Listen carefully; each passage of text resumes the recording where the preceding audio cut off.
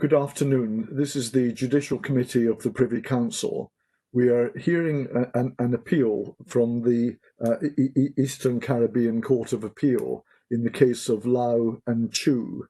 Mr. Jones is presenting the case for Mr. Lau. Mr. Jones. Thank you, my lord.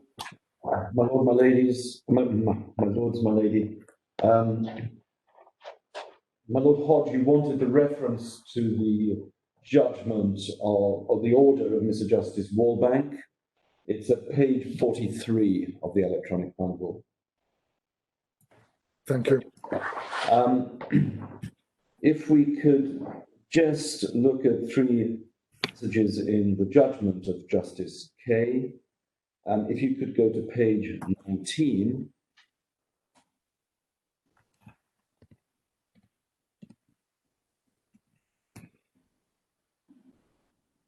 This is paragraphs 54 to 56, and it's really in the context of the alternative remedy that the court suggested, which is that there might be some agreement between Mr. Lau and Mr. Chu. And in 54, he said, more significantly, in my judgment, it led to repeated delays and obfuscation in implementing the restructuring agreements. So much so that by July 2014, Mr. Lau was telling Mr. Zhu Zhaoji, the chairman of the Beibou Gulf Group, that he could no longer work with or do business with Mr. Chu as he had completely lost trust in him.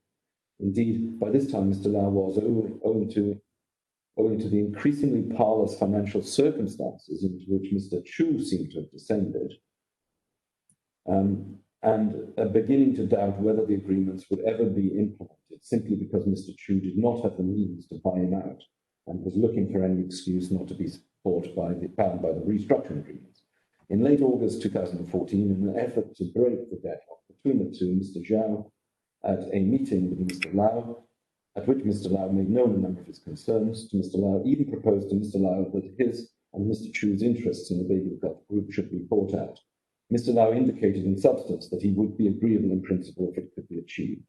It was not, however, despite repeated attempts to find out what was going on, until February 2015, now a year after the restructuring agreement, that Mr. Lau learned that Mr. Chu was not willing to go down this route, and despite a few further belated attempts to further these proposals, nothing happened.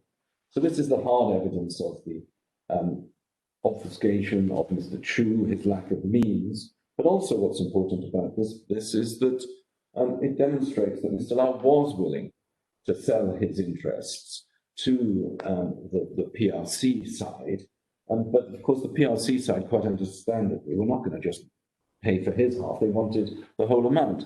But Mr. Chu never agreed to that. So it's not as if Mr. Lau hadn't tried to sort out these problems. Now the next, if I could ask you to go to 5.3. Lord Leggett wishes to ask a question. Oh, I'm so sorry. Yes, Mr. Jones, I was just reflecting over lunch, and I was wondering whether it might be said that after the Low House transaction, which you were showing us, no alternative solution could be described as just and equitable if it didn't afford a means to the company to attempt to pursue such claims as it might have as a result of what appeared to be the deliberate diversion of its underlying assets by Mr. Chu. Yes. And that ultimately so that Mr. Lau could realise his share of any recovery. Yes. For the company. Yes. And there was no alternative solution of that kind, as far as I can imagine, apart from liquidation. That was and is our case. Thank you. So I'm going to 5362, which is from my learned friend's written case. No. 5182.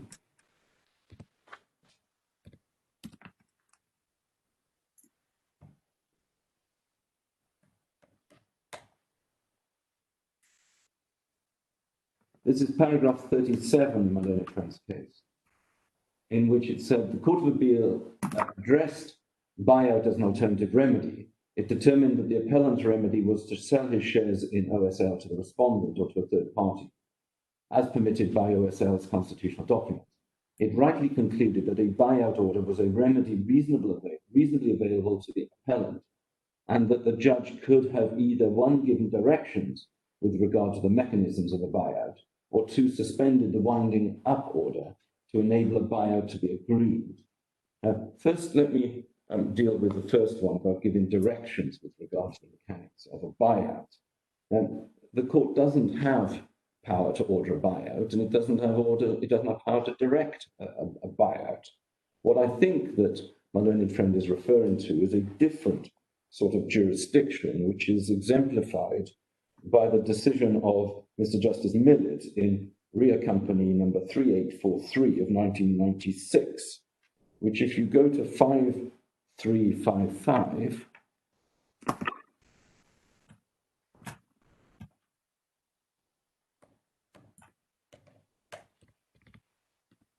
this is the start of the case, and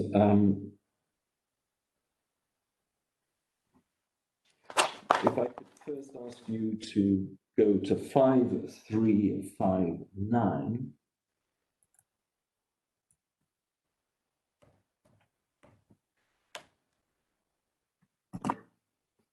And the bottom of the first left-hand column. This was both an unfair prejudice petition and a winding up petition. And what had happened was that the respondent had made an offer. And if I could ask you to read from, you see that 5 lines up, there's a sentence that starts, "The letter went on to renew the terms." If I could ask you to read that and over the page to the bottom of that paragraph so that you can see what the terms of the offer was that had been made.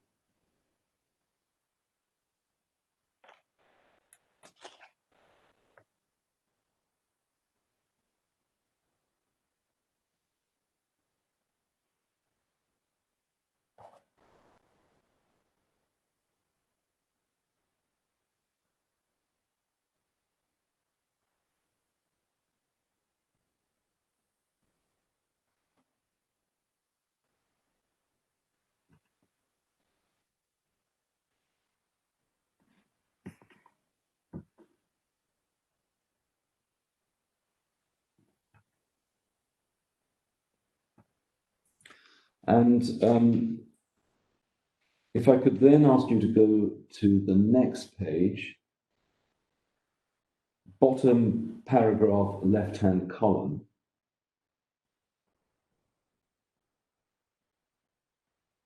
You see the nature of the application that was made to the judge. I have before me an application by the respondents to stay or adjourn the petition on the ground that since January 1987, if not before, it must be unreasonable to continue with the petition. It would be an abuse of the process of the court to continue to press for orders sought in the petition. And that, of course, is in the light of the offer that had been made. And then if we can go to 5362.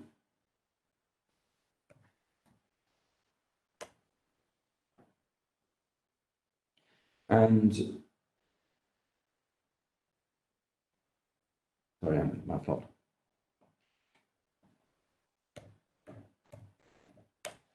Yes. If you go to the bottom of the... It's the bottom of the right-hand column. I turn to the application to stay the petition. Yes. Yes. Yes, it is. And if you could read that and the following over the page, sorry. And read the following paragraph as well.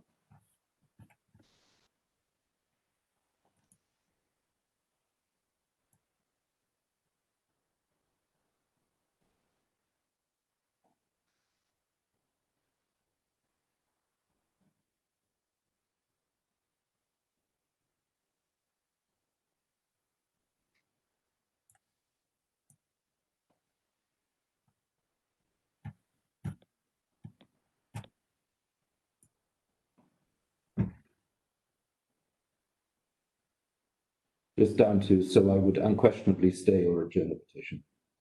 Yes. Your point simply is, I take it that if there is an offer for a buyout, it has to be on a fair valuation of the company, making sure that any misappropriations have been remedied. That's one of the points, yes. But the second point is that the position I think my own friend says is, well, the court could give directions. And what this is a pure voluntary arrangement between the parties, which the court considers reasonable and which the pursuit of the petition would amount to an abuse. If I could then just go over to the next column, and you see there's a paragraph, I should add, he says, I should add that during the hearing, I indicated that the proposed date upon which the valuation should be made, which was the 15th of October, 1986, had nothing to commend it. In my judgment, the relevant date ought to be that either the 31st of August, which was the date of the last audited accounts, and the end of the last financial year of the company, or if the petitioners preferred 31st of August, 1985, which was before any threat to close down the company, etc. That would remove any problems that there may be about misappropriation of the company's money. However, I intended to allow the petitioners to have that choice, and when I indicated that that was the way my mind was working, Mr. Cosmin, on behalf of the respondents, was quick to accept that amendment to the offer as a fair and proper one. So this isn't the case of the court actually giving directions and taking control of the buyout process. All it is doing is assessing whether the offer that's been made is a reasonable one. But what one then has would be a private valuation rather than a court valuation. The court would not play any role in that. And the fact that Mr. Justice Millett suggested one date rather than another is not him, as it were, participating in the valuation process. So what the court is here doing is examining a private offer made by a respondent and assessing whether it is unreasonable for the applicant to refuse that offer and continue with the litigation. The court's not carrying out itself the buyout. Now, in the present case, there's never been any offer. Oh, sorry. Yes. Mr. Jones, I think another point you might make is that it's difficult to see how Mr. Chu can argue that a buyout by him was a reasonable alternative solution if he hadn't made any offer that could be assessed. I mean, it speaks for itself, really. My Lord, you're always one paragraph ahead of me. My next paragraph was, now, there has never been any offer to similar effect in the present case. Yes. And again, there would be loads of questions that would have to be asked. Where should the private valuer be based? What powers would he be given? What access would he have to Babel Gulf? What about documents in the hands of third parties? The suggestion that in the present case you could realistically have a privately appointed expert valuer to carry out evaluation is frankly absurd. And indeed, all that we had in the defence as the alternative remedies is, if you go to 107,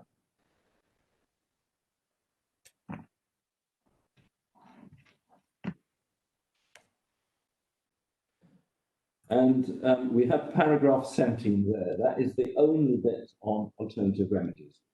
And you say, significantly, Mr. Lau has failed or alternatively elected not to seek any alternative relief to the appointment of liquidators, such as a shared buyout order. So that's all that's put forward in the defence.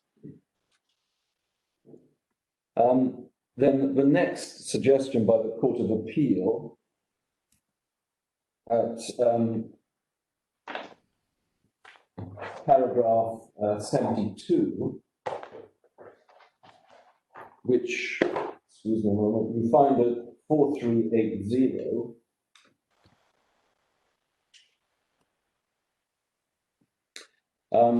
The last sentence, the beginning of the last sentence at paragraph 72, a recourse could also have been had to the making of a suspended order to allow the parties the opportunity to resolve any differences they may have had.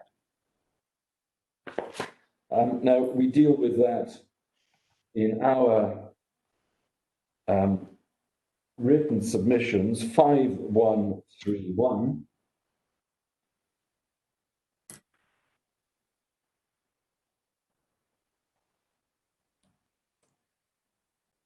And we deal with it in paragraphs 195 to 196 and 197.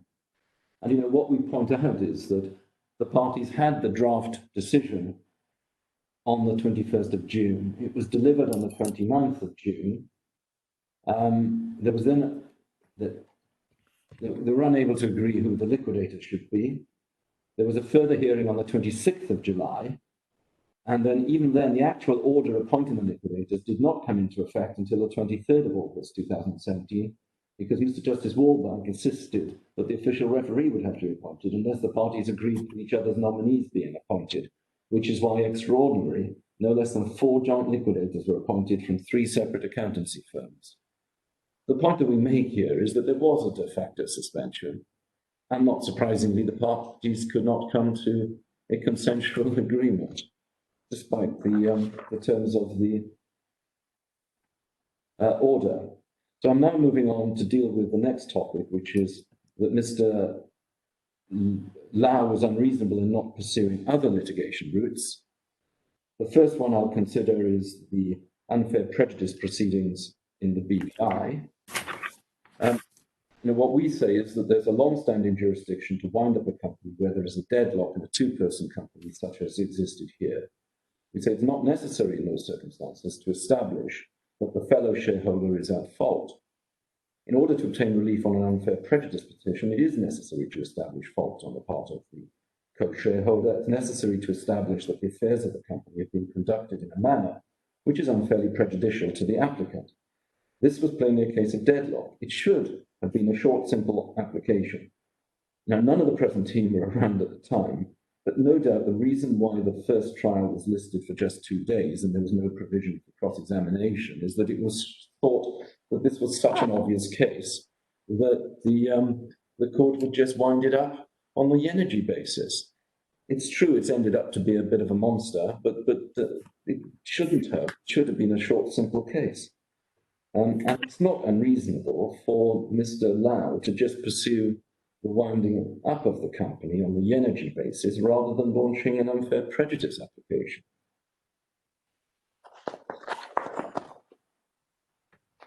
But also we say that even apart from this, what you cannot do is to say at trial you ought to have pursued a different action so that the proceeding should be dismissed and you have to start all over again. Can I just take you to 6763?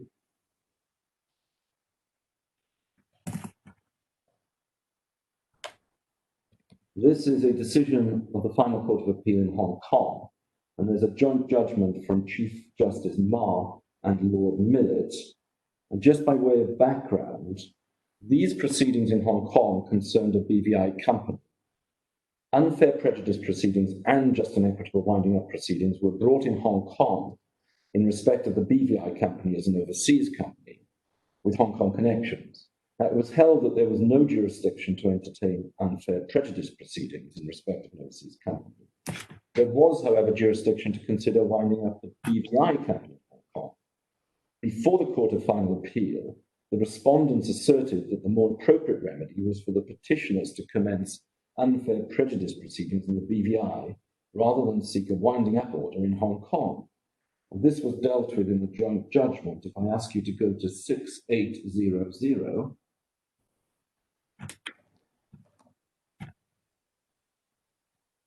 and it's paragraph 61, where they say that it's correct that section 2373C provides only for the remedy of winding up if the court is of the opinion it's just and equitable. We are, however, not aware of any case in which after trial a court has, despite being of the view that it's just and equitable to wind up a company, refused to do so merely on the basis that there is another jurisdiction which may be able to grant what may be regarded as more appropriate relief. If such a point is to be taken at all, it ought to be taken at the earliest possible opportunity, whether on a strikeout application or some other form of preliminary application. So that's the general, essentially, if you're going to do a jurisdiction challenge, and I include within that there should be a different remedy being pursued, then you should take those points right at the beginning, rather than wait until the trial and then say, oh, well, they all started different proceedings. And that, of course, is the same theme that's adopted by Mr. Justice Kane at 97. The fact is that in the absence of Mr. Chu, for instance, accepting that the affairs of the company had been conducted in a manner unfairly prejudicial to Mr. Lau, there was no jurisdiction to order a buyout. I believe I said to the judge that if in fact he made those findings, then that would give him the wider options. And that the fact that it had been commenced in the just and equitable proceedings, it would just be form over substance. However, the other side never accepted that, and the judge never went on to make those findings. But in any event, even on an unfair prejudice application, it's the only appropriate remedy that would have been a liquidation of the company. As I remind you that in the BVI legislation, on an unfair prejudice application, the court has an express power to appoint a liquidator. And we deal with that if you go to 5129.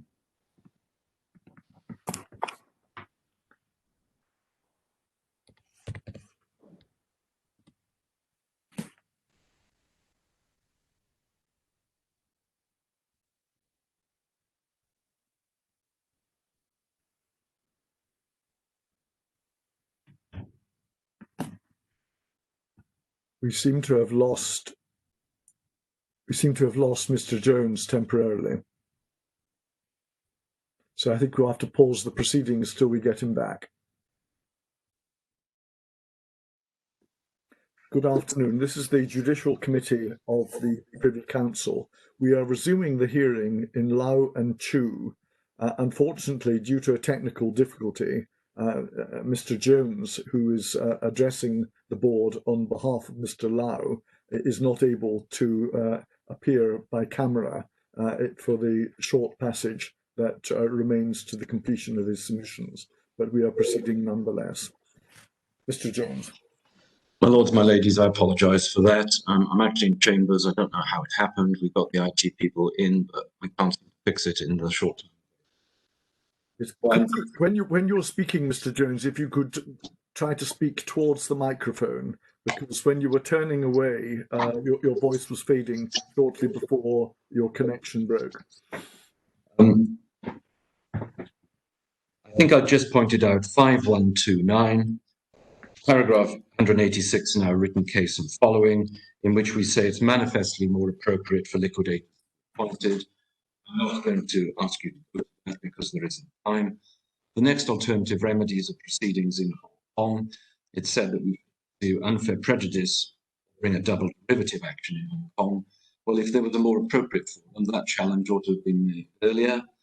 There was no suggestion of this in the defence. There was no expert evidence before the court or was in these respects. And then the final point, share split as an alternative remedy. This was suggested that PBM should be ordered to distribute to Mr. Lau and Mr. Chu personally half each of shareholding in Baby Health, or order OSL to distribute to Mr. Lau and Mr. Chu half of the single share that OSL held in PBM. Again, none of this was put in the defence. There was no expert evidence. Court had no to deal with that. We deal with it in our reply submissions right at the end, I think paragraph 170 onwards. The judge didn't refer to this, but he did say that he'd considered all of Dr. Analysis. The final issue was the question of costs. In relation to costs, are you content to rest on your written submissions? Yes, I just want to make one point, which is that the Court of Appeal doesn't provide its judgment in draft. So you don't know what the result is until the hearing. And then it usually takes place in another island, as here it did in St. Lucia. It's often not in front of the panel, so you don't have the opportunity to make the submission. And I rest my case on my written. I apologise to my learned friend for eating into. Mr. Jones, in the submissions that you've been making, the audio was coming and going as far as I encountered. I imagine it was the same for my colleagues. So, but I got the gist of what you were saying. If when Mr. Hacker is speaking, you have difficulty in receiving what is happening, then please get in touch with Mr. Sheck. Well, and as the last resort, I'm going to get a transcript, so I'll be able to read through that. Yes, but ideally, I think you should be able to hear Mr. Hacker as he develops his submissions. Thank you very much. Thank you for the indulgence. Mr. Hacker. May it please your lordships, my lady, the trial judge made two primary findings of fact on which his decision to order the winding up was based. First, that the affairs of OSL were deadlocked, this being the sole basis on which the appellant had sought the winding up order at trial, and secondly, that there was no alternative remedy reasonably available to him, or that if there was, he was behaving unreasonably in not pursuing it. On our appeal to the Court of Appeal, we were required to satisfy the court that it was entitled to interfere with the decision of the judge on the basis of the well-established principles set out in the judgment of the Court of Appeal itself at paragraphs 52 and 53. The page references are 4372 and 4373.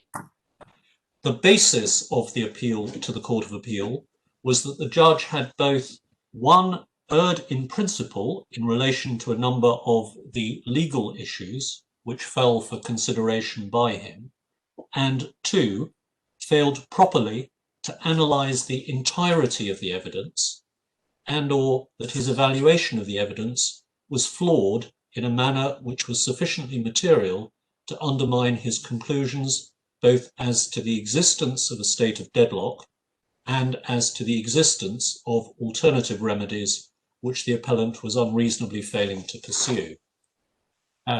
The Court of Appeal heard extensive submissions from both parties as to the principles applicable to appeals from decisions of fact, and they are reflected in its judgment. Those paragraphs 52 and 53, to which I've referred, show that the Court of Appeal was well aware of the bounds of its role and the exercise in which it was engaged. We do not understand it to be suggested by the appellant that the Court of Appeal misunderstood the applicable principles. We've addressed in our written case at paragraphs 16 to 24, starting at page 5143, the manner in which the Court of Appeal performed its functions, and I don't propose to say more than we have said there, although I will return to the role which the documentary evidence played on the hearing of the appeal when I deal with the factual basis of the appellant's deadlock claim. It's important to note at the outset that although the documentary evidence played a large part in the appeal, it was not, as the case advanced by the appellant might suggest, the only material to which the Court of Appeal had regard when making its decision. Paragraph 53 of the judgment, page 4373, Justice of Appeal Blenman made it clear that she had, and I quote, given careful consideration to both the documentary and oral evidence that was before the learned trial judge. I want to turn now to the substantive issues, and in light of the case advanced by the respondent on his appeal to the Court of Appeal, that's our appeal to the Court of Appeal, the following issues arose for consideration by the Court of Appeal, which are broadly reflected in the issues which also arise on this appeal, as set out in the list of issues in the agreed statement of facts and issues, and that's at page 5004.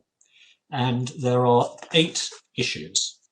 First, did the free transferability of the appellant's shares in OSL mean that the just and equitable jurisdiction was not properly engaged in the present case?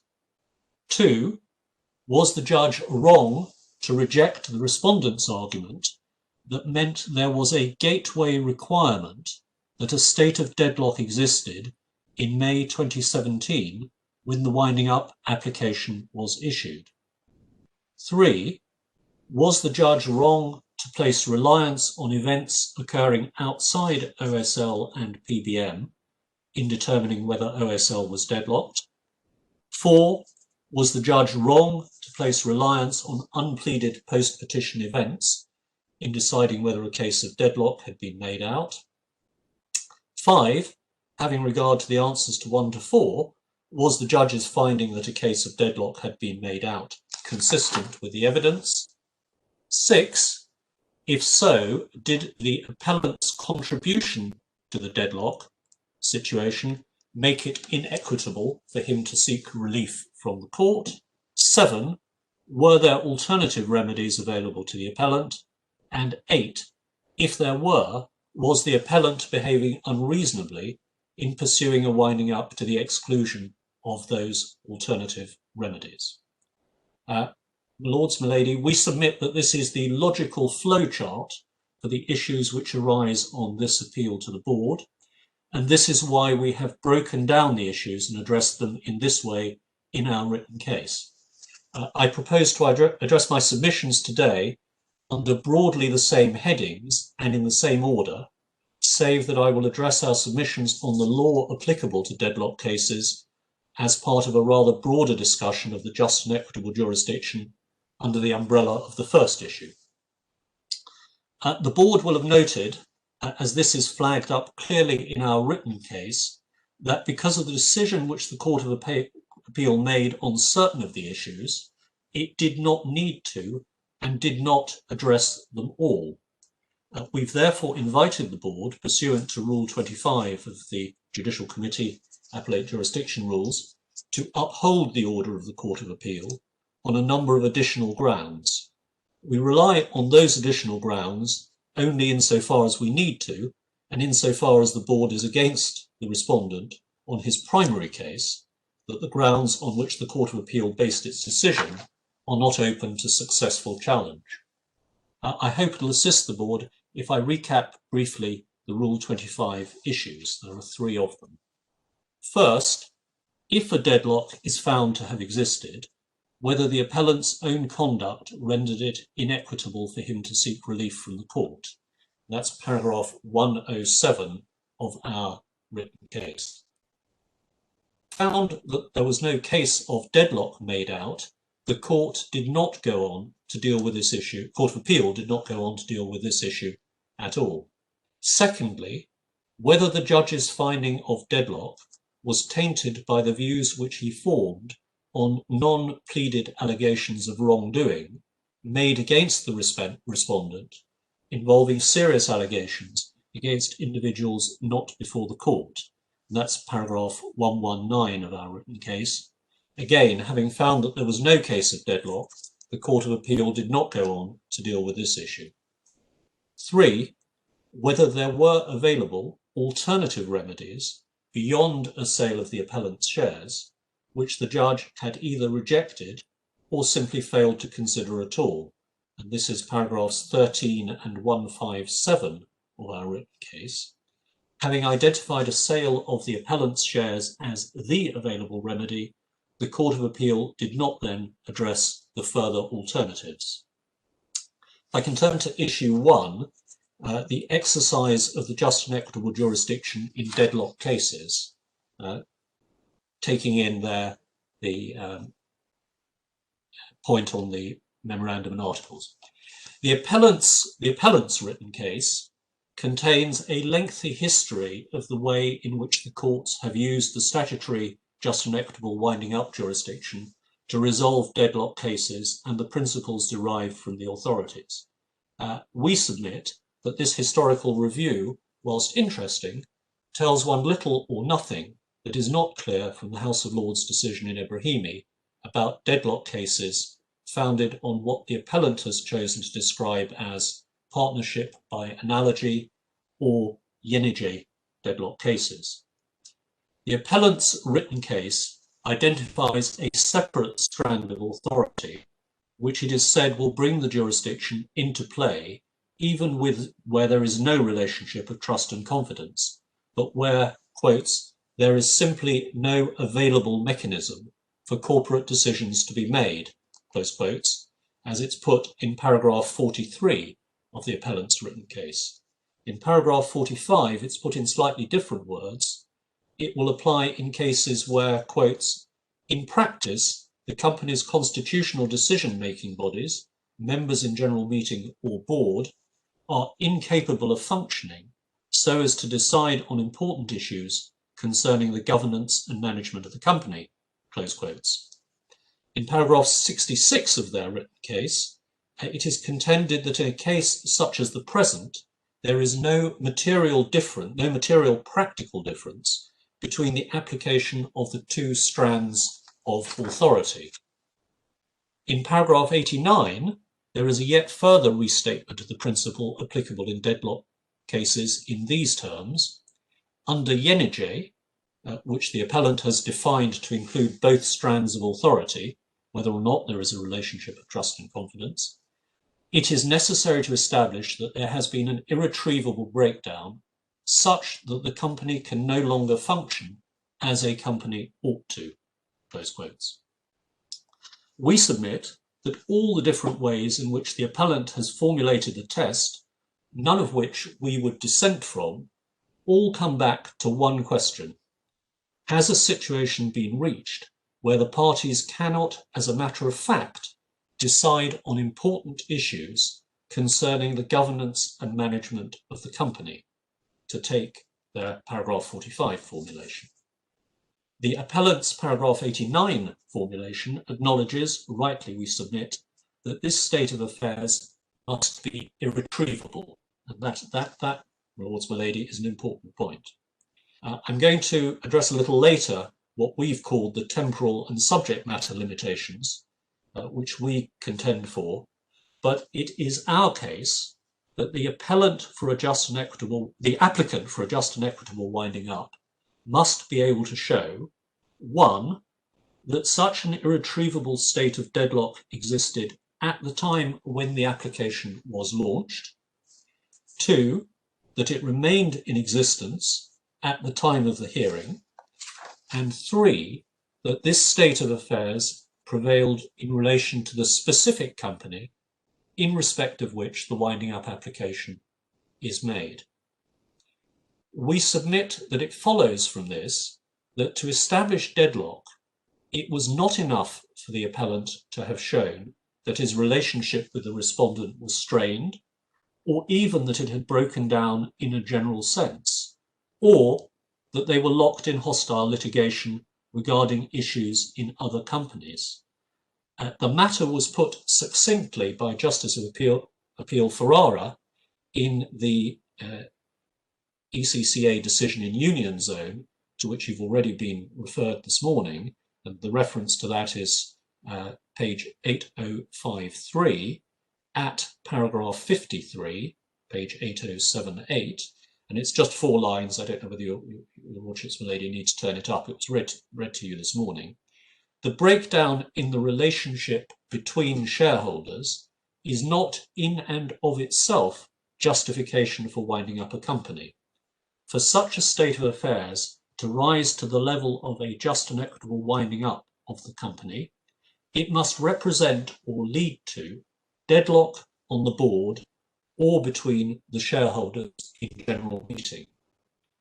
As well as representing a clear restatement of the applicable law, this was a decision of the local appellate court directly binding on the judge.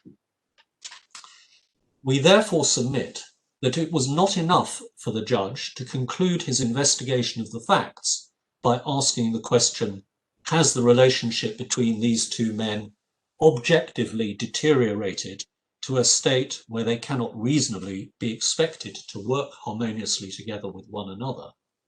He needed also to go on and ask the question, and has this led to a situation in which this company, which I'm being asked to wind up, was actually deadlocked at the material time? Quotes, in the sense that there is simply no available mechanism for meaningful corporate decisions to be made, close quotes, and that's a reference back to one of the appellant's own formulations. And to put it in another way, had the appellant made out the case advanced in paragraph 154 of his written case, that, quotes, the irretrievable breakdown meant that OSL could not, He then says at the time of the trial, that's the point we dissent from, that the irretrievable breakdown meant that OSL could not take the important decisions it was required to take. That was the investigation that we submit the judge was required to undertake, and there seems to be little between the parties in relation to that issue. In Yenije itself, matters had reached the point where the protagonists were not even willing to speak to one another, and an intermediary had to be involved if any discussion between them was required. Mr. Rothman had also point blank refused to accept or permit the implementation of an arbitration award made pursuant to an agreed dispute resolution mechanism contained in the company's articles. It was plain that there was no way in which meaningful corporate decisions could be made, and it had been shown, as a matter of fact, that if they were made as the result of an arbitration award, Mr. Rothman would not implement them. It was in this factual context, which clearly demonstrated that there was simply no available mechanism for meaningful corporate decisions to be made, that the Court of Appeal upheld the decision of the trial judge to wind up the company. The case was so plain and obvious that the Respondent's counsel was not even called on in the Court of Appeal. We submit, for the reasons that I shall come to later, that the Court of Appeal was right to find in this case that on the facts of this case, whatever the state of the personal relationship between the parties, it had not been established by the appellant that there was no available mechanism for meaningful corporate decisions to be made. It is perfectly clear that corporate decisions could be and were made many months after the presentation of the petition. I'm using that expression for shorthand, although, as we point out in the BVI, it's an originating application. In particular, the decision that PBM should enter into the agreement reached at the December 15th and 16th board meeting, to which I shall revert later. And we submit also that if the position changed during 2016, it was as a direct result of the appellant's own conduct in refusing to cooperate in allowing PBM to implement the agreement, another issue to which I will return. There is a disagreement between the parties on the written cases as to the range of matters which the court can take into account in determining whether the relationship between the parties has broken down. But we submit that in this case, the extent of the breakdown is not the issue. The real issue is whether it had led to a deadlock situation in OSL. For completeness, I mentioned that in paragraphs 69 to 71 of our written case, we set out why we challenge the appellant's proposition that anything and everything which affects the personal relationship between the parties can be thrown into the mix in deciding whether deadlock has been established. But that really was not the issue in this case. What the judge should have been concerned to identify in this case was whether there was a state of deadlock in OSL, a pure holding company, applying any of the appellant's own previously noted formulations, which we submit all lead back to Justice of Appeal Ferrara's dictum in Union Zone. For a breakdown in personal relationship to rise to the level of a just and equitable winding up of the company, it must represent or lead to deadlock on the board or between the shareholders in general meeting. This takes me to the issues addressed in section C of our written case and why the Court of Appeal was correct in paragraphs 62 to 64 of its judgment to conclude that the appellant's ability freely to transfer his shares in OSL and thereby exit his business relationship with the respondent was a significant consideration, precluding or certainly militating strongly against the exercise of the just and equitable jurisdiction in this case. The point is taken against us by the appellant that we didn't take this point at trial, whilst it is true that the point was not advanced at trial with the level of detail and analysis with which it was in the Court of Appeal, or by reference to specific provisions in OSL's Memorandum and Articles of Association, the appellant's ability to sell his shares and its significance in light of Lord Wilberforce's three-limb test in Ibrahimi was indeed highlighted as a relevant consideration at trial. And for your lordships, my ladies, note, the references are given in paragraph 31 of our written case. It's our written opening for the trial, paragraph 62 to 65, that's page 2861, and our written closing at the trial, page 3039.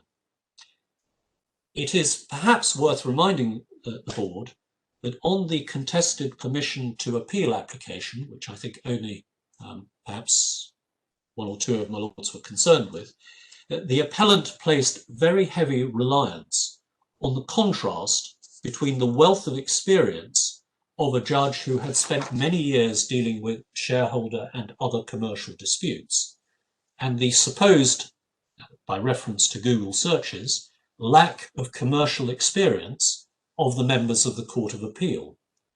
On the appellant's own case, this point should have required far less explanation to the judge than it did to the Court of Appeal. We submit that whether or not the judge was taken specifically to the terms of OSL's Memorandum and Articles of Association, the argument was clearly advanced at trial that the appellant's ability to sell his shares was of direct relevance to a consideration of whether the just and equitable jurisdiction was engaged in this case. And I've already given you the references to that. Our submission on this is really a very simple one.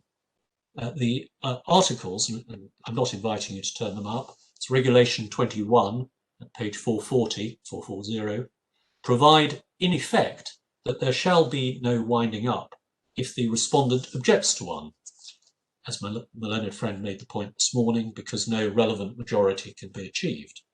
This point on the articles was one taken by the appellant himself when he placed reliance on the articles at trial, and that's in his written opening, paragraph 54, page 2821. So the contractual arrangements between the parties precluded a unilateral decision to wind up the company, or to give the appellant an opportunity to have the company wound up to realise his investment. And we make the point in paragraph 27 of our case that the parties were very sophisticated businessmen, of that there can be no doubt, and that such a right could easily have been provided had they wished by appropriate provisions, for example, a put option contained in the memorandum and articles themselves, or in a separate shareholders' agreement. And we contrast the position here with that in a case called American Pioneer Leather Company Limited at page 5375. We don't need to turn it up, but it was a case in which the company's articles conferred a right on shareholders to seek a winding up if no other shareholder was willing to buy their shares. The court gave effect to their contractual stipulation and made a winding up order against the wishes of the majority, who'd refused to acquire the shares of the minority. It's no answer, as the appellant seeks to suggest, that he left this side of the business to the respondent. Whatever else this case may be about, it's certainly not a non est factum case. The appellant contends that the respondents, that our clear contractual right under the articles to continue enjoying his investment in the company, unless he agrees to a winding up, is overridden because he and the respondent are quasi-partners, there's been a breakdown in trust and confidence, and that this engages the just and equitable jurisdiction.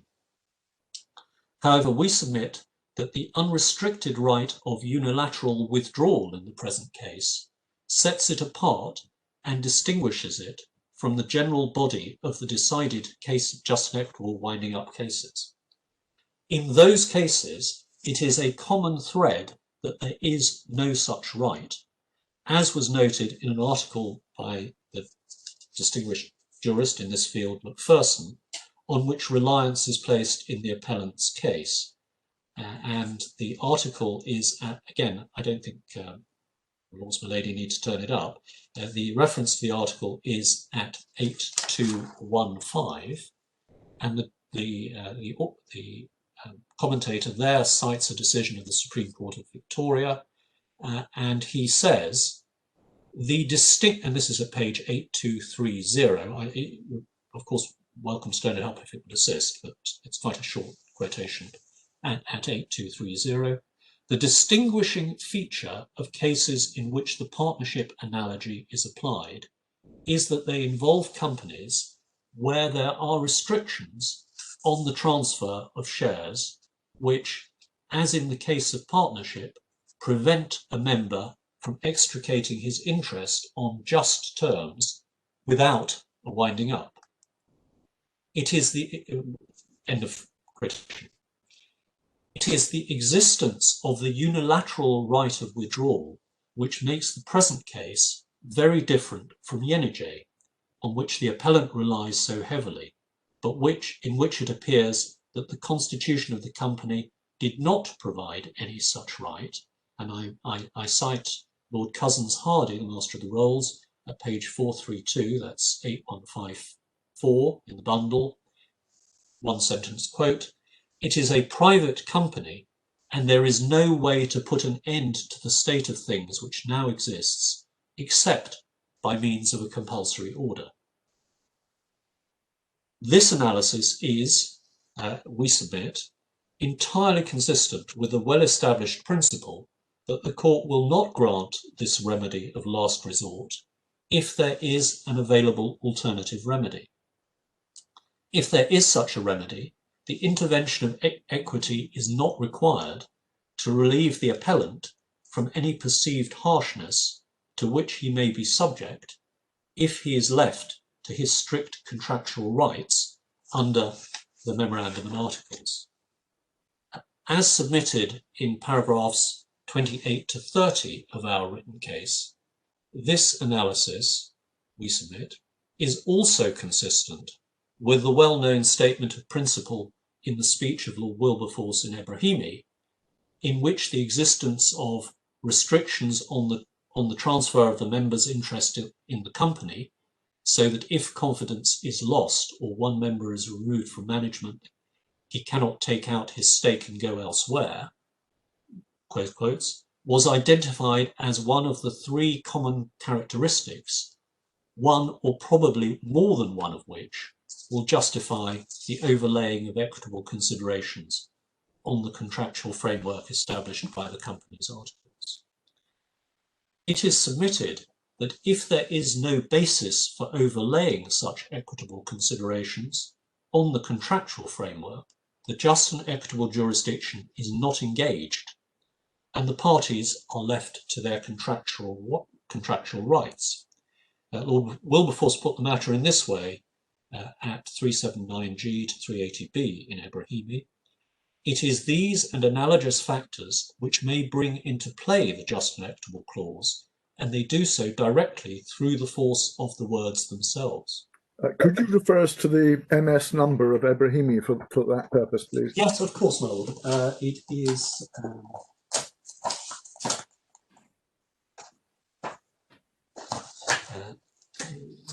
I'm sorry not to have that at my fingertips. 379. 379 is 6096. So it's 6096G to 6097B. And the case itself is at 6077. So, but your submission, as I understand it, is that the third of those characteristics must be there for the superimposition of equitable considerations. my lord, I don't go that far. What I submit is that if it is not there, that certainly militates very strongly against the exercise of the just and equitable jurisdiction Yes. Well, Lord Wilberforce said the superimposition of equitable consideration requires something more, which typically may include one or probably more of the following elements. Yes. Yes. So there is, but as observed in the article by Macpherson, as the jurisdiction has evolved, that is one of the defining characteristics of the cases in which the court has made just and equitable winding up orders.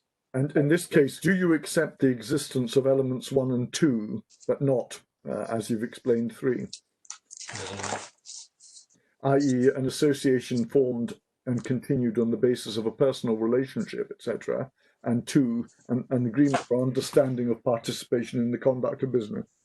Well, my lord, as to the first, we don't accept it, but the judge found it, yes, and the Court of Appeal hasn't disturbed his findings, so we are stuck with it. I was trying to look for a more elegant way of putting it. Stuck with it. The second one, I think, is not part of the appellant's case. So it's element 1 then. It's element 1, I think, that is the essence of the appellant's case. Thank you. So yes, we're stuck with that. Sorry, just before you go on, of course, in the article you referred us to, it referred to whether there are restrictions which prevent a member from extricating his interest upon just terms, without a winding up, upon just terms. Does that bring us back essentially to the question of whether the form of exit which you're referring to would enable a just extrication in the circumstances of the case? And therefore, essentially, it's the same issue as the alternative remedy point. That may well be the case, Lord. Yes. Yes. Yes. I mean, I don't think I can dissent from that proposition. But nonetheless, it is important. It may be a question of burden of proof. Maybe it becomes relevant at that stage. But if it is the applicant for the winding, if the burden of proof lies on the applicant for the winding up order, obviously then it is for him to show that he cannot extricate himself on fair terms, just terms.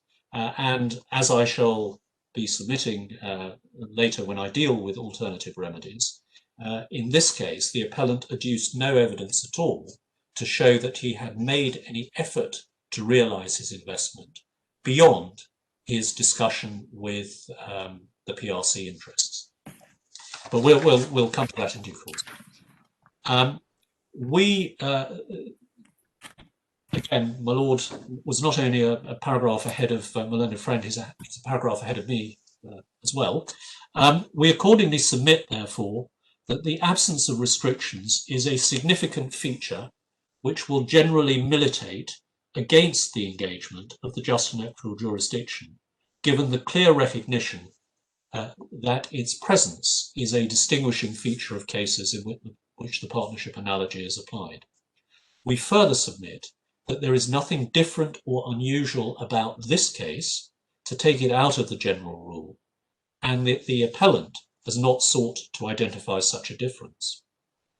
Put away, the case lacks a principal distinguishing feature of cases in which the principles of partnership law are applied by analogy and in which the just and equitable jurisdiction is thereby engaged.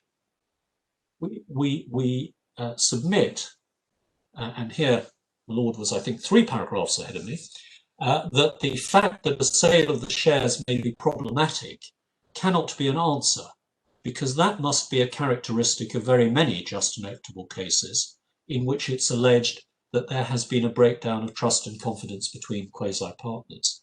We submit that it's the existence of the right, which was recognised in Ibrahimi as being of relevance, without any reference to the practicalities of exercising the right.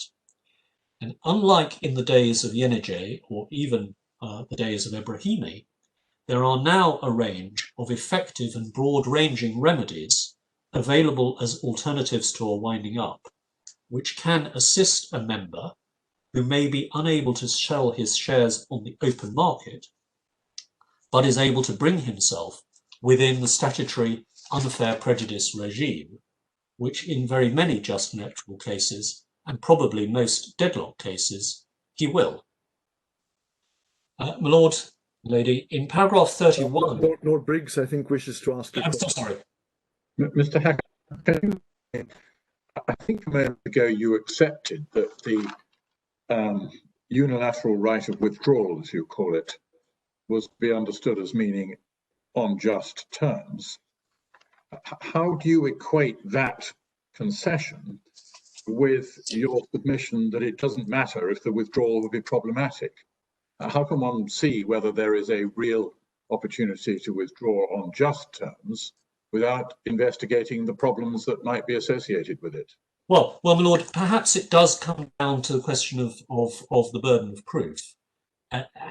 We submit that if the appellant is seeking to engage the jurisdiction of the court, it is for him to show that he cannot, that his admitted right of unilateral withdrawal does not give him the opportunity to extricate himself on fair terms. And depending on the case which he advances, the court can then adjudicate whether or not the jurisdiction is engaged. Surely it's a matter of common sense that it's going to be difficult to sell these shares. My Lady, given the state of matters. Well, my Lady, that depends in large measure on how one assesses the judge's finding about the hijack, and whether or not he has actually made a finding, which we suggest he hasn't, that it is Mr. Chu who is behind Begal. If this... I'm sorry. I think it's no smoke without fire, and it's one of those cases that no buyer would want to buy into all these issues, whether the judge is entitled to make those findings or not. The fact is that information has been denied, and therefore any purchaser would be in a very disadvantageous position. It's a matter of common sense which the court can take into account. Well, my Lady, your Ladyship highlights the withholding of information. As it happens, and as is recognised actually by the judge in the judgment, although he doesn't seem to regard this as relevant to the exercise of his discretion, by the time of the trial, the appellant had received 2 years of audited accounts. The complaint that was made was that he had asked questions about draft audited accounts. Our answer is that he was given the opportunity to pursue his queries with the company's auditors, but he didn't do so. But come the trial, he'd received that set of audited accounts, the 2013 audited accounts, and indeed the 2014 audited accounts. So this is a company that, or the Bebu Gulf, is a company which is or was or is audited by KPMG. It has audited accounts, and we submit that in those circumstances, we would suggest that common sense is one thing. The way that businessmen in Hong Kong in the shipping world do things is a different thing. Your Ladyship. Well, one might take the view, and a court might be able to take the view, that financial information delayed is financial information denied. It was 2 years later, and it may be that he would not have been able to do very much by asking questions to the auditors. It rather depends on how much information he had in order to ask the questions. And if they were standard form accounts only, then he might not have had very much information. Those are all sorts of things that the court can say without having to have detailed evidence from the appellants about what was wrong with the financial situation. And those sort of things would be known to any purchaser of these shares. Well, my Lady, I can't dissent from the proposition that where one is trying to sell shares in a company in which there has been litigation, it may be problematic. That I quite accept is a matter of common sense. But that is not the same thing as saying that in the context of this market and the sort of people who are operating in this market and the goodwill which Babu Gulf may or may not have, that might not be an attractive proposition for somebody at the right price. And the important point from our perspective, and by way for our submission, is that the appellant did not seek to produce any evidence to show that he had actually tried to sell his shares. And it was perfect. It was perfect. We are criticised for not having adduced evidence of many things, but that was one thing which he could, and we submit, if he was going to contend that the shares were not readily marketable, it was evidence he could quite easily have adduced. So in our submission, the court is left guessing. Yes, in the ordinary course, in the general run of commerce, I don't think I can dissent from your ladyship's proposition, but that does not tell one what the position is in the particular market in which these shares might have been marketed, which is something. He might also say to that, sorry, just one quick question before Lord Leggett comes in.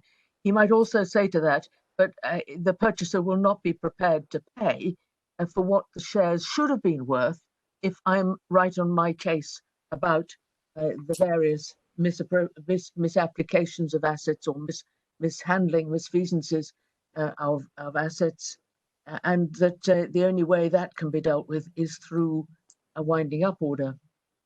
That's at that point, I think, is being made. Yes. Well, of course, the new shareholder would be in exactly the same position as the appellant. He would have the same rights as the appellant, and it may be that there's a purchaser who would be prepared to buy come rights, if I can put it that way. But one doesn't know because there is no evidence. Lord Leggett. Oh, yes, Lord Leggett. Lady Arden actually preempted my question, which was about that, but I'd like to follow it up, given your answer. On your answer, it would not be a just extrication, would it? Because it would be the purchaser who gets any recovery, and Mr. Lau who has lost out. He sells his shares now, and he's unable to recoup any benefit that might be recouped if your client's misappropriations are unscrambled. Well, my lord, here we're indulging in speculation, but the answer to that would be that would be reflected in the price. The price would be a 24% interest in, or 49% interest in some ships, and the proceeds of some litigation. But then you're saying Mr. Lau should suffer a reduction in price because of your client's misconduct on the judge's findings, which can't be right. Well, my lord, no. I'm suggesting that the price would reflect the value of those rights. So it would enhance the price to reflect the value of those rights. But again, it's very hypothetical in the absence of any evidence. Well, it's obvious there would be a discount for the risk of not recovering. Yes, but the appellant faces that difficulty anyway. But yes, I have to accept that. Mr. Hackle, I don't want to take you out of your course. Right. When you find it convenient, you may want to explain how Mr. Lau could make a clean breast of what it was he was selling to an intending purchaser during the period when the Lohas transaction had been made, but concealed from him, which I think was more or less for the 18 months prior to the trial. Well, my lord, that depends on showing that the Lohas transaction has caused some loss. The Lohas transaction, it's complicated, it's difficult to understand why it was undertaken in the way that it was. But the objective of the Lohas transaction was simply to replace existing secured lending with alternative secured lending. But a buyer would really want to form his own view about the nature of the asset And if that asset include the rights under a secured lending, the fact that in fact that secured lending had been replaced by a completely different one wouldn't exactly make it easy for someone seeking to make a properly informative proposal to someone to buy his shares, would it? Well, of course, Mr. Lau could only sell the shares on the basis of the information he had at the time when he sought to sell them. Yes. So if he didn't know about the transaction, of course, he couldn't make a clean breast of it or explain it away to a buyer, because he didn't know, ex hypothesi, he didn't know of its existence, and therefore there was not anything that he could have explained. Mr. Hacker, you've made the point that the restriction upon the legal restriction upon transfer of a member's interest in the company is one of Lord Wilberforce's 3 elements, and you say that it is not here in this case. But cannot equity look at the reality of the possibility of the transfer, having regard to the behaviour of the other 50% shareholder of the company?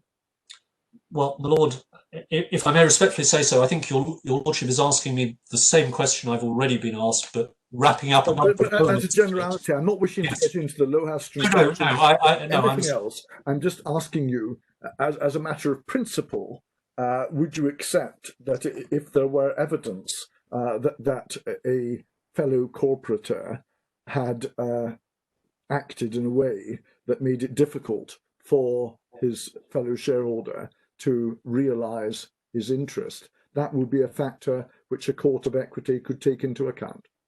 Yeah, my lord, yes, I'd have to accept that. Thank you.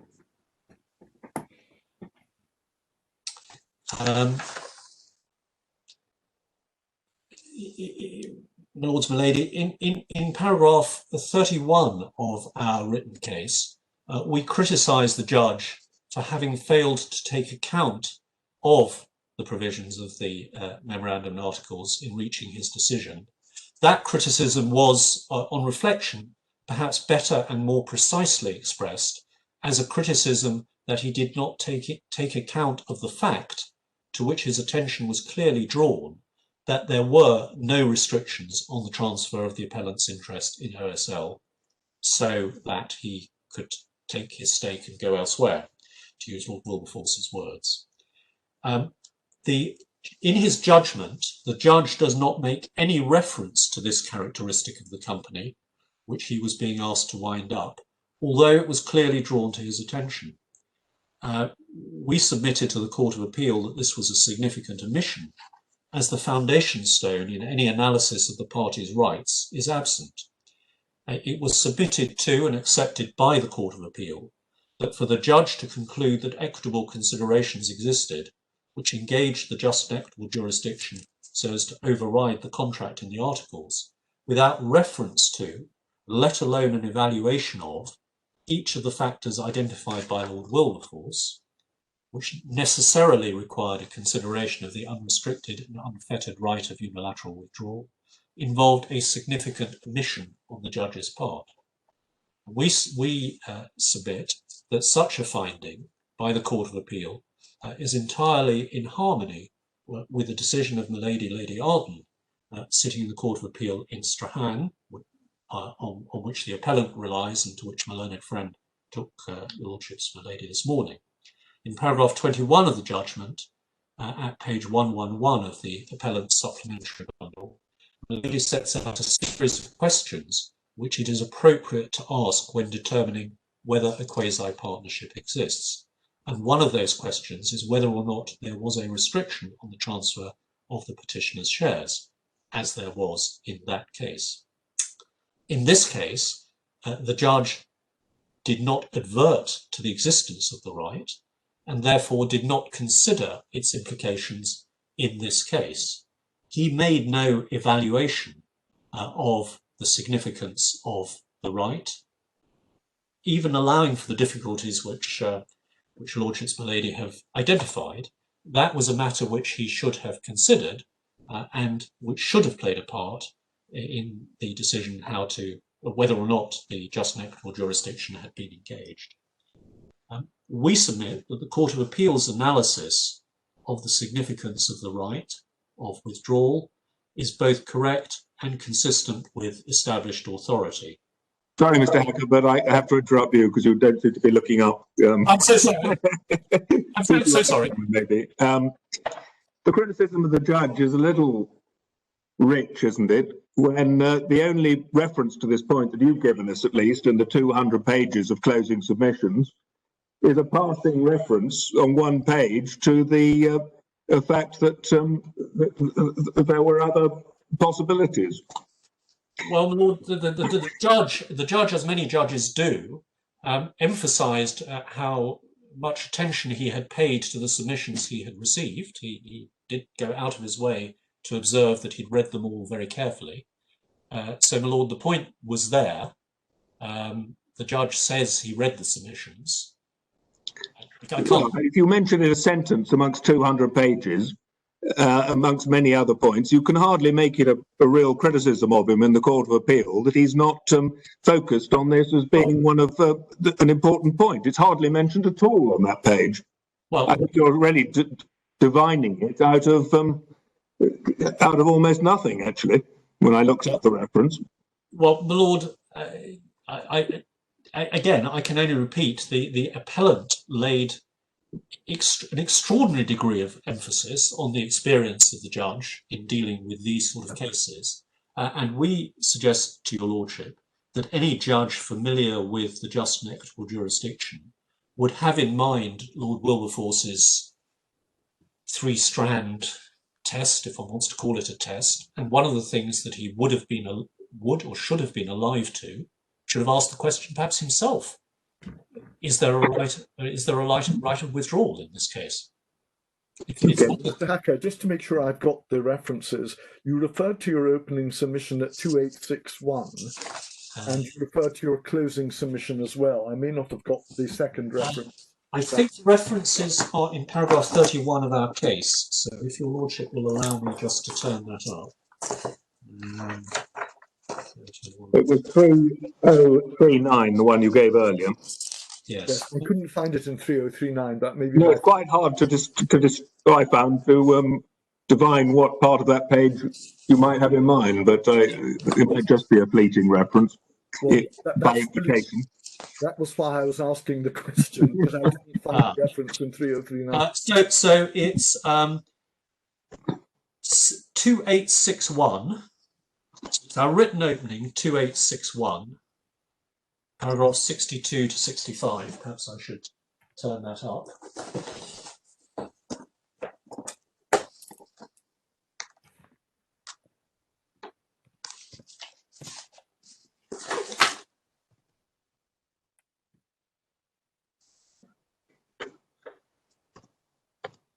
So, yes, it's perhaps dealt with rather more fully here. So 2861, paragraph 64. It is submitted that these elements are simply, this is the Lord Wilberforce's test in Abrahami. It is submitted that these elements are simply not made out on the evidence before the court. First, starting with the third element, this is clearly not present on Mr. Lau's own case. Paragraph 86, he complains that Mr. Chu's actions have purportedly prevented him from selling his shareholding, thereby inconsistent with the joint venture and quasi-partnership. If a restriction on the transfer of the member's interest was indeed present, then Mr. Chu's alleged prevention will not contradict the nature of the joint venture.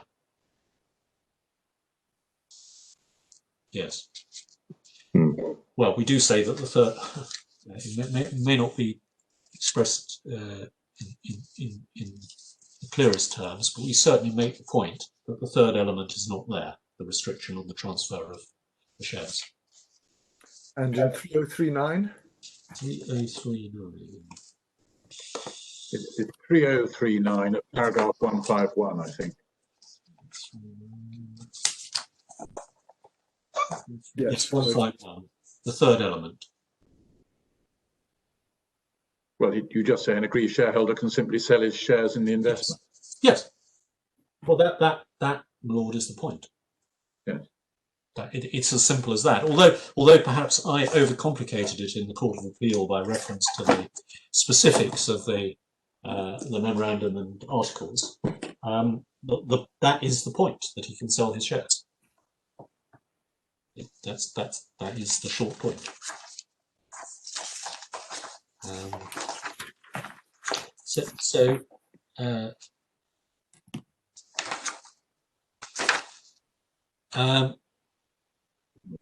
Lords, my lady, if the board is against us on that submission and concludes that the jurisdiction is engaged, notwithstanding the transferability of the shares, we next ask you to consider what we've called the temporal and subject matter limitations, to which we submit that its exercise is subject.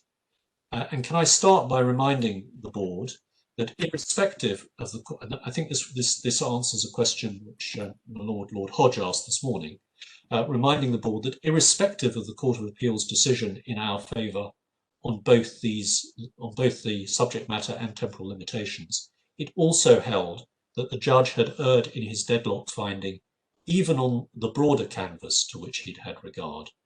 So that's paragraph 55 in relation to time and 60 in relation to other companies. That's pages 4374 and 4376. So far as the temporal limitation is concerned,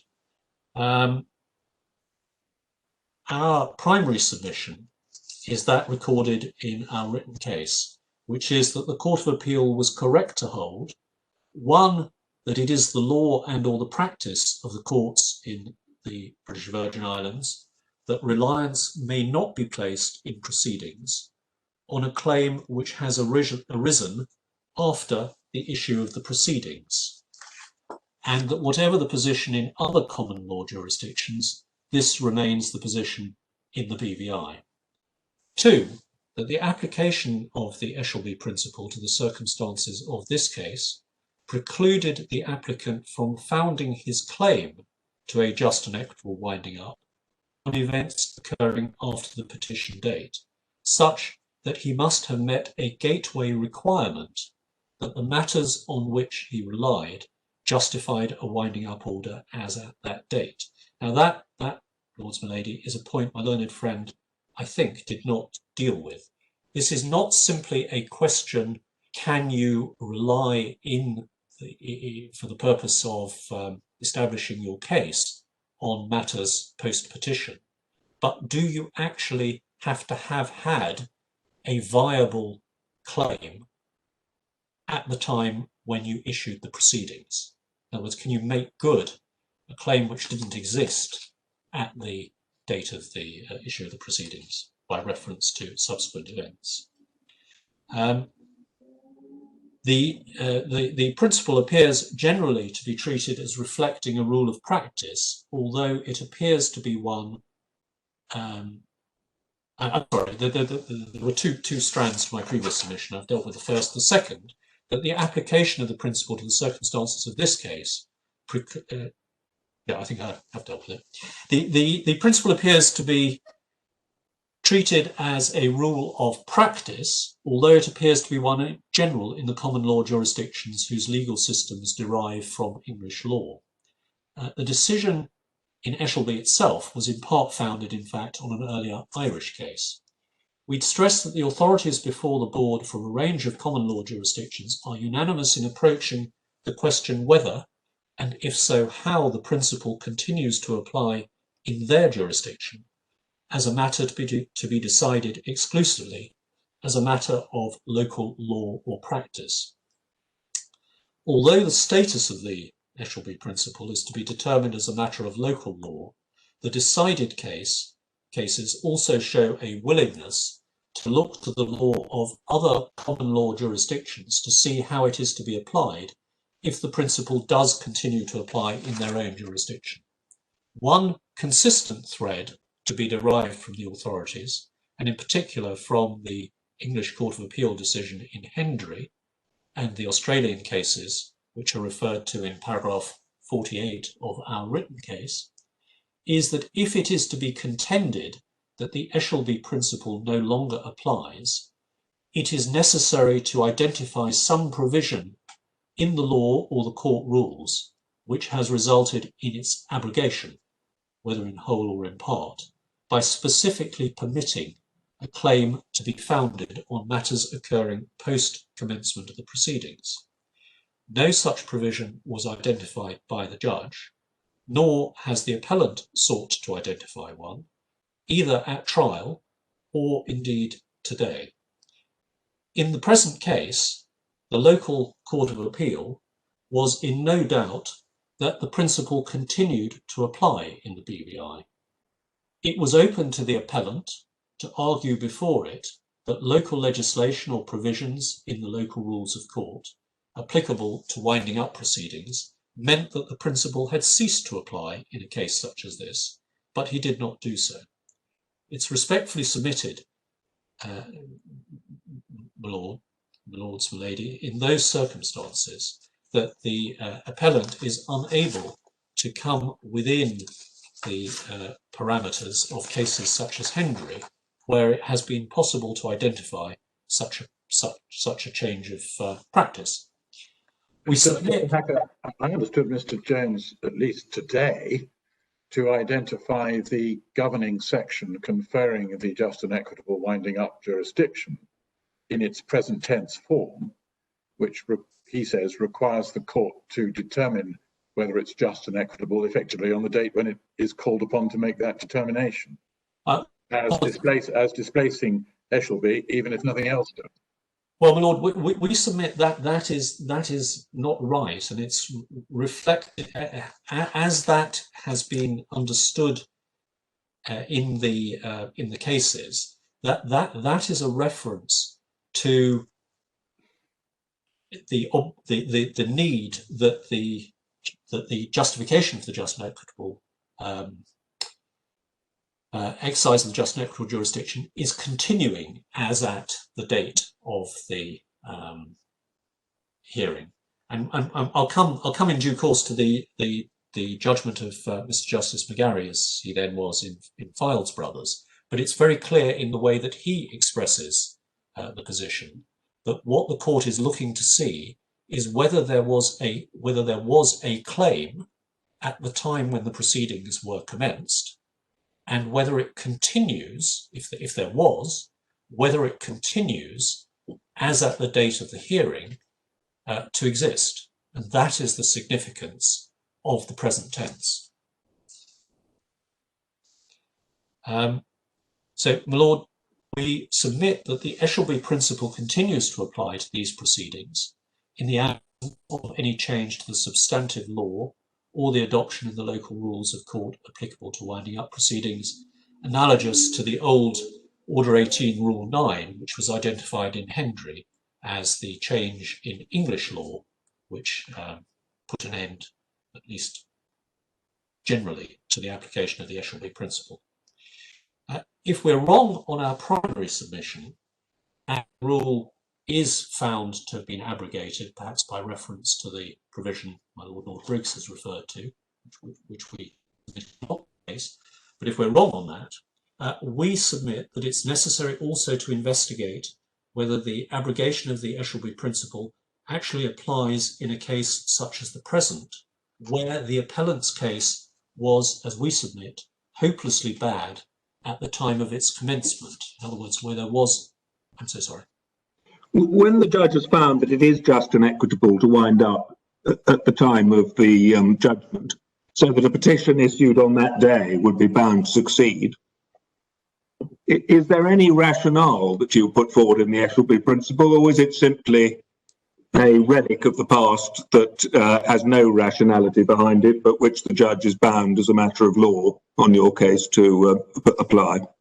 Well, in cases such as, perhaps unusually, in cases such as just and equitable winding up, it actually has a significant value, because it may well be that the actual commencement of the proceedings themselves have been causative of or contributed to a deadlock which has arisen. So the fact that the company may be in a state of deadlock by the time of the hearing may itself have been influenced by the commencement of proceedings which the applicant had no entitlement and no legitimate basis for bringing at the time when he did. So yes, by the time of the trial, in this case 2 years on, a situation may have arisen. But well, I can see that could be an argument that it isn't just inequitable to wind up the company for circumstances, but not a reason to refuse to do so when it is. well, my lord, the rules are the rules. So that's the answer. That's. I think that has to be the answer. I don't think I can do better than the court. Perhaps I'll put it in a slightly better way. The court should not grant equitable relief based on in proceedings which were, when they were commenced, an abusive process. It must be correct, and I think it's almost conceded, or conceded substantially. It's not really something one can argue about in the appellant's reply submissions, that if there had been no claim to a winding up at the time when the proceedings were commenced, we could have applied to strike them out.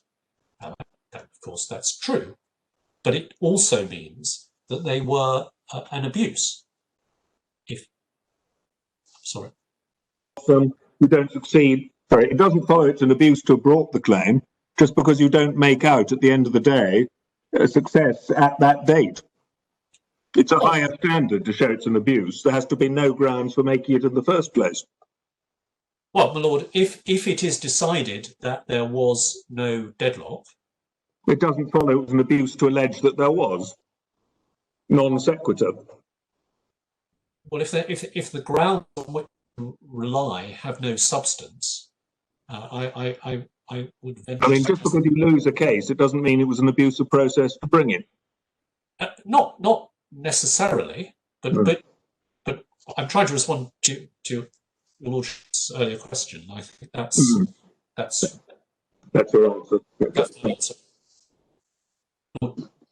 Yes. Yes, could I just ask where this is actually taking us? Because as I understood it, in any event, the judge had made a finding that at the time of the proceedings being commenced, there were such facts that he could already at that stage find that there was a gateway, find that there was a deadlock.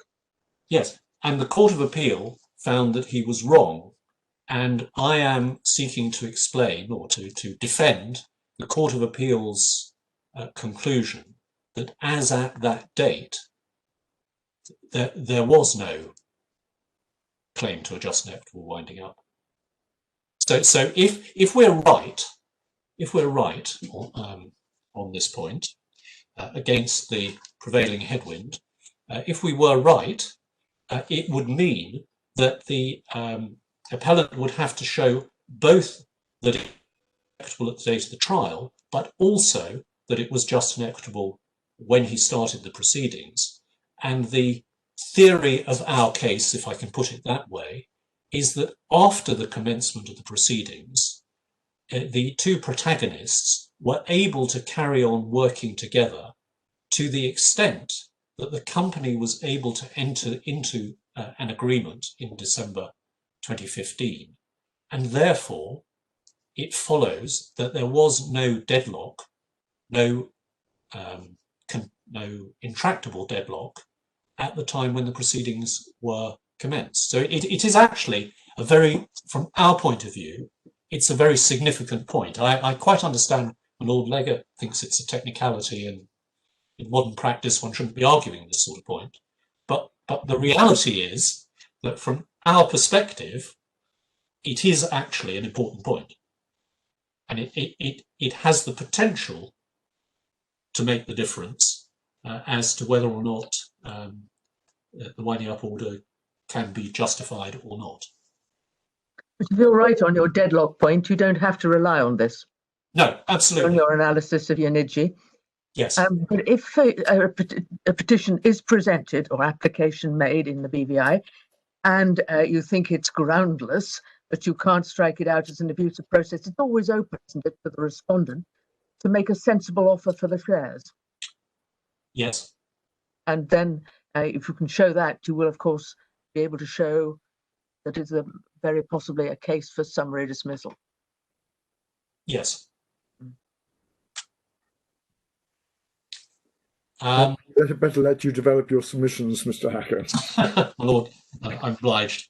My Lords, my Lady, if we're just looking at the time, if we're wrong on this primary submission and the rule is found to have been abrogated, we suggest that it is necessary to investigate whether the abrogation actually applies in a case such as the present, where, as we submit, the appellant's case was hopelessly bad at the time of its commencement. Your Lordships, my Lady, may remember the reference in our written case to the observation of Justice Bannister when the matter first came on the trial, that the pleaded case, based on pre-petition events, was thin to the point of invisibility. And the ensuing recognition by the appellant's then leading counsel that it might be better cast as an unfair prejudice claim. Now, we refer in footnote 11 to paragraph 45 of our written case, that's at page 5151, that both in Hendry and in Marridrive, which are two of the cases on the demise of the Eshelby principle, that they were both cases in which a viable cause of action was pleaded when the proceedings were commenced. And the significance of noting that point and the reference to the claim in Marridrive not being incurably bad, that reference in our footnote, is to distinguish those cases from a case such as we submit is the present, in which the claim is incurably bad when the proceedings are issued. And this is described in the two Court of Appeal cases in Hendry and Marridrive as the Roban-Jig point. And Roban-Jig, which is in our supplementary bundle of authorities, it's a very slender bundle indeed. Roban-Jig is a decision of the English Court of Appeal in a case in which the judge had found that the plaintiff had no title at all to sue, and the court was minded to strike out the claim. The plaintiff tried to amend, it was an intellectual property claim, and it was found that the person who'd sued was not the person who owned the right. The plaintiff tried to amend its claim, but leave to amend, even after the 1962 changes to the RSC, was refused on the basis that an incurably bad claim could not be saved by amendment. And the judge's decision to that effect was upheld by the Court of Appeal. And that's the first case in our supplementary authorities bundle. But the ratio of the decision is very helpfully described in the decision of Mr. Justice Mummery, as he then was, in the second of the two cases, Vax Appliances and Hoover, which again is another decision referred to in both Hendry and Marridrive. And that is at page 18 of our supplementary bundle. It's a very short passage, and perhaps I can just show your lordships that, lady that, and that probably takes us to the end of today's session. So if you would go to our supplementary bundle at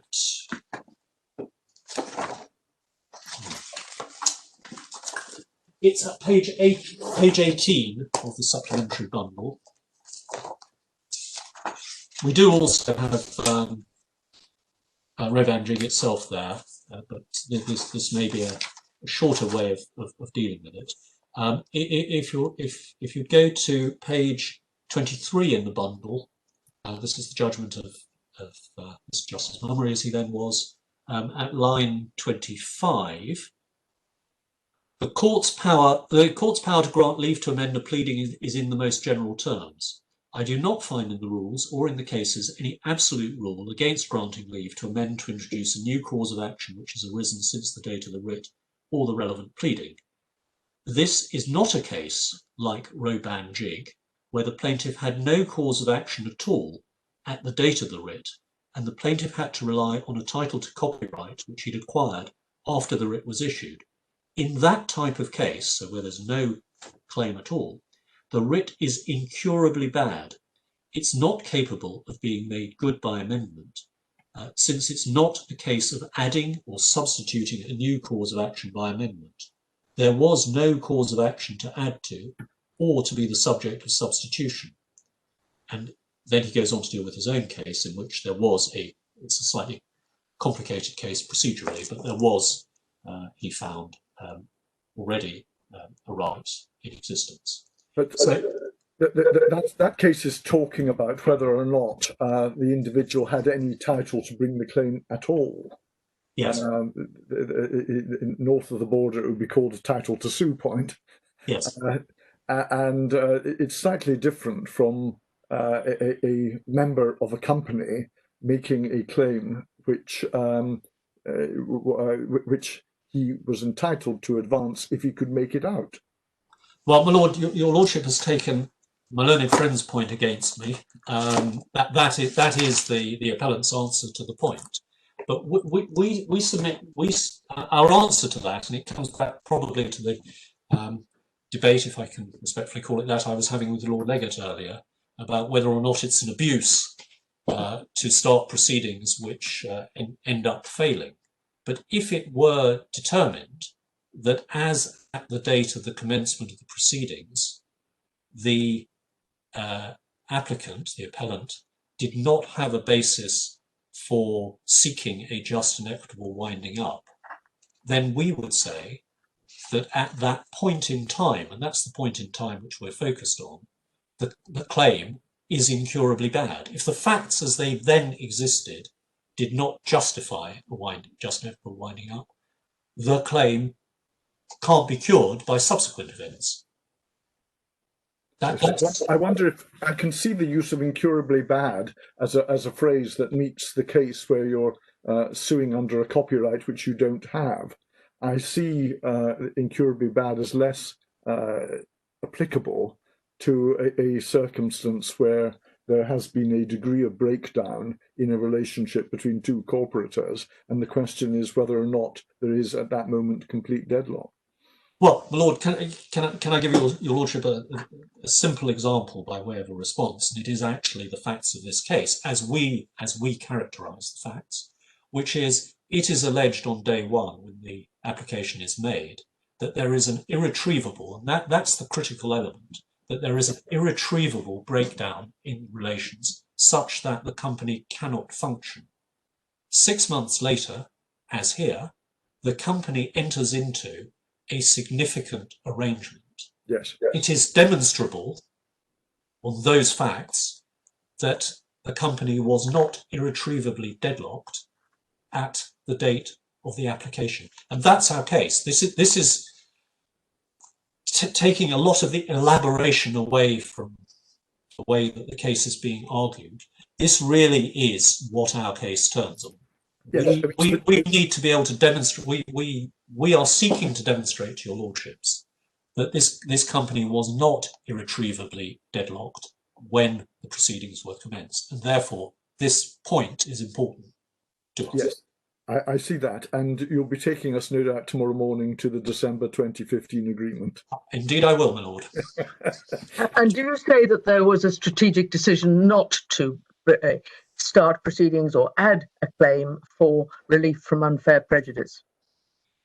Well, we pointed out on a number of occasions, including in our defence, in our pleaded defence, that the appellant had not, and it was observed by his leading counsel in front of Justice Bannister on the occasion I've already mentioned, that perhaps the case would be better recast as a just and equitable winding, an unfair prejudice case. I can give your ladyship the reference to that tomorrow. I don't have it at my fingertips.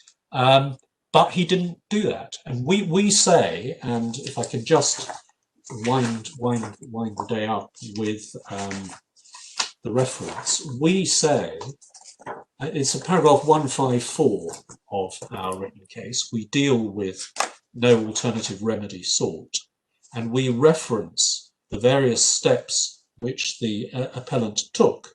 For example, the failed application to appoint provisional liquidators, which was never pursued when he was sent away to make the application ex parte. His attempt to advertise the petition when the rules provide that members' petitions are not to be advertised. And notwithstanding that, as I, if I remember, will show your lordships, my lady, tomorrow, the fact that he wrote to the company's financiers telling them in the face of the direction from the judge that the petition was not to be advertised. He wrote to them to tell them of the petition. We say that there is an inference which can be drawn that the proceedings were formulated and pursued in a manner which was calculated to create the maximum disruption. And this is not an isolated occasion on which the appellant has shown himself willing to go down a path like that. Your Lordships, my lady, will see tomorrow, just before I get to the December 2015 agreement, a reference to, or a letter which he wrote to the PRC interests, which he described in evidence, in cross-examination, as intended to create a threatening atmosphere. So there is no doubt that the appellant had a tactical agenda in what he was doing. Of that there can be no doubt. I don't know if that's a convenient movement or whether I can finish the Roban-Jig point. There's one more point to be made on it. Just continue to finish it, because I appreciate that you were your starting time was delayed. I'm obliged, my lord. My lord, we submit that the English Court of Appeal in Roban-Jig preserved a residual remnant of the Eshelby principle, where, as we submit is the case here, the claimant or petitioner had no viable claim at all at the date of the commencement of the proceedings. In that case, the proceedings are incurably bad and can't be made good by later amendment or reference to subsequent facts. It's not a case of adding or substituting a new cause of action by amendment. There was nothing to add to. Now, I have to acknowledge, and this is my final point on this point, that in Hendry, Court of Appeal decision in Hendry, which is at 1563, at paragraph 23, the Court of Appeal doubted the correctness of the decision in Roban-Jig and the continued survival of that residue of the Eshelby principle. But it's clear in our submission that the decision is obiter on this point, as paragraph 24 states clearly that Hendry was not actually a Roban-Jig case at all, as there was a viable claim to which the amended claim could be added by amendment. So the claim that failed and needed to be amended in Hendry was a contract claim, but there was also a viable tort claim. And Lord Justice Evans, having indicated why he thought Roban-Jig didn't reflect the current state of practice, went on just to note that fact. And in Marriage-Rive, exactly the same point arises, and in his judgment, I think it's paragraph, I'll have to give you Lordship's lady the paragraph number tomorrow. Lord Justice Mance, as he then was, made a point of linking the fact that the Court of Appeal was bound to follow the decision in Hendry to the fact that the claim was not incurably bad. So in neither of those two cases was Roban-Jig disapplied, if I can put it in that way. A considerable doubt was expressed as to whether it was right, but we submit that as a matter of English law, it reflects the state of the law in cases where the original claim is incurably bad. And my lord, is that a convenient break for you? My lord, I think that is a convenient point. And I'm very grateful to your lordship's indulgence for allowing me to continue. No, well, Mr. Hacker, thank you very much for your submissions. I look forward to hearing continue tomorrow morning, 10:30. I look forward to delivering them. The court will now adjourn.